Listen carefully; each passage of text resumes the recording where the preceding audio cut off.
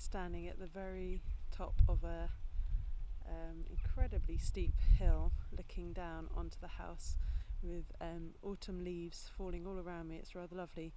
The sound of the main road is gone now, and I'm just approaching the house, not by the sensible gradual sloping driveway, but by this really, really steep hill, thinking that if my children were with me they'd be running down it. But I'm going to carry on in the wrong sort of shoes and try and go and get on a house tour. First of all, at the moment you enter through what they call the greenhouse, like an orangery I think you'd call it, which had some really excellent plans of the garden, historical drawings of the house. William Blathwaite Esquire, this one says, and it's a really great picture. The whole plan of the house with its formal gardens, which I have just enjoyed, and they seem more formal than the last time I was here several years ago. Some really interesting planting and the long avenue with beds either side. So I don't know if that's been restored recently or whether I've just forgotten. Last time I was here I had very young children, so I probably didn't concentrate too much. So you go immediately on the ground floor into a bedroom, which is strange, with a giant, very, very tall 4-poster bed, which was designed for the head of state, for the king or queen. Took several years to make apparently, but never got used. And then through into a room with an excellent rug. A rug I would love to own. It's very worn. That's one of the things I like about it. There's some beautiful tapestries on the wall. I like the edging details more than the actual full thing. Always the way, the details around the edge. Very gilt ornate mirrors, not really my thing, but I see that they fit with the room. And some wonderful blue and white delftware throughout the house, really.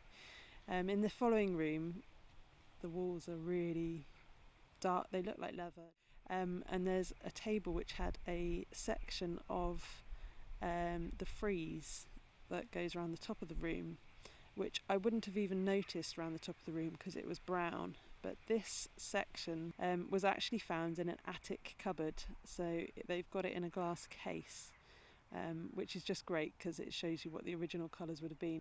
There's a really interesting painting, a view through a house. It makes the corridor look elongated, but in fact it's a flat picture. I love the look of it, it's just fantastic. Then into a really large hall with a very, very high ceiling and paintings on the ceiling, in which there was a cellist playing live music, which was just perfect for the room we were in. It was lovely, you could hear it throughout the house. In this room I wasn't really taken to the grand portraits or the heavily flocked wallpaper particularly. It was more the tiny ornate details on a beautiful cabinet, a gold border which I photographed. It's really interesting to me how I'm drawn to things like this in houses. It's the door knockers, it's the sort of window latches and the details, the edging on things, not the bigger pieces, always in every house. I'm also really drawn to servants' quarters. There's a couple of little corridors, like a kind of ancillary corridor, and I just love those spaces. I got excited by those. I think there's possibly more of that when the whole house, or more of the house, is open. Saw another bizarre 4-poster bed, tiny one but very tall, but with some very gold flocked wallpaper, and another lovely rug. I'm all about the rugs.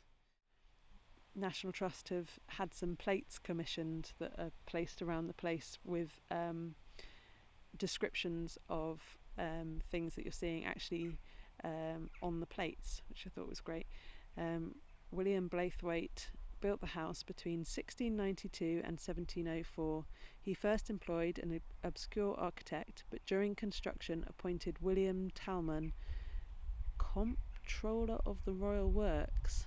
Whilst building Dyrham's east front, Talman was also working on the new apartments at Hampton Court Palace. There you go. I actually found myself more inspired by the outside and the greenery in the gardens than inside, because I was looking for pattern and there wasn't huge amounts of it.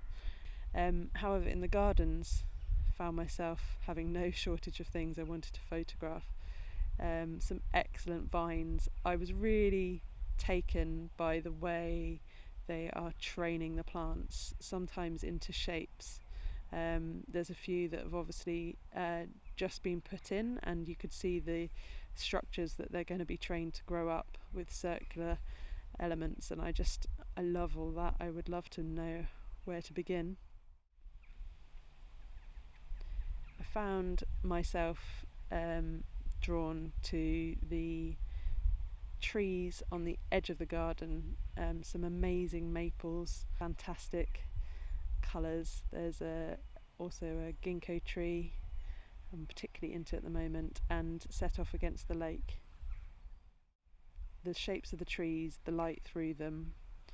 It's such a grey day today, and yet they look like they were really lit up, even though there was not a single bit of sunlight to be had under one particular maple tree. It just glowed. It's just so beautiful. Could have stayed under that tree for some time.